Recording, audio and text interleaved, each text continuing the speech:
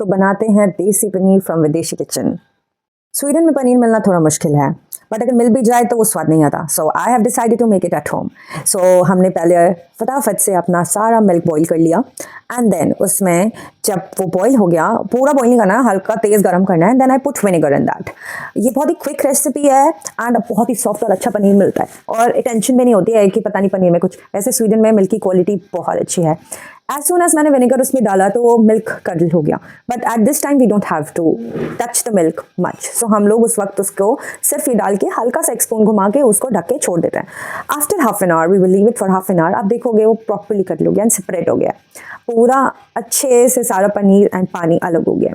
Then we are going to strain it. So first मैं start करती हूँ उसमें अपने एक सीफ से आराम से मैं पहले मोटा मोटा जो पनीर कर्डल हो गया है उसको अलग से निकाल लेती हूँ।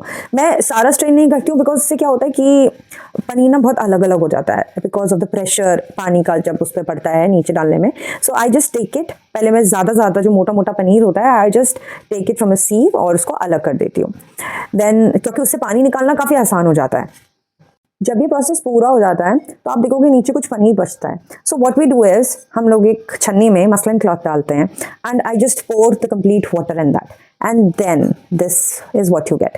अब ये वाला पनीर जो है इसमें बहुत पानी है, so you put a muslin cloth एक बोल पे and then you put all the paneer in that. Because अभी इस पनीर में विनेगर का टेस्ट है, आप लेमन भी डाल सकते हो बट लेमन का भी सॉर टेस्ट आता है, so you need to remove that and then उसको अच्छे से निचोड़ के and then this is what you get. But ये ऐसे डायरेक्टली नहीं आता है, you have to just squeeze all the water and put something heavy on that for 1 to 2 hours, then you'll get this result। और ये मैंने 1 hour के बाद देखा इसलिए थोड़ा टूट रहा है, बट आफ्टर लाइक 2-3 hours अगर आप इसे छोड़ दो एंड थोड़ा ठंडा छोड़ दो तो यू गेट इट। बट मुझे थोड़ा ज़्यादा टाइम नहीं देती हूँ मैं इसको कट कर लेती हूँ ब्लॉक्स में and then I just put it in a freezer bag या फिर एक उस तरीके का बैग भी आप ले सकते हैं जैसे एयर टाइट बैग्स होते हैं।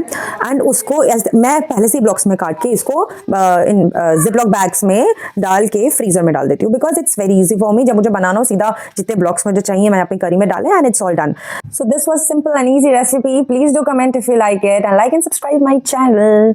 Thank you so much. Bye bye. See you. I hope you try the recipe and do comment me. How did you like it? ये easy peasy way है फौरन में अपने घर का जैसे पनीर बनाने का। Bye bye.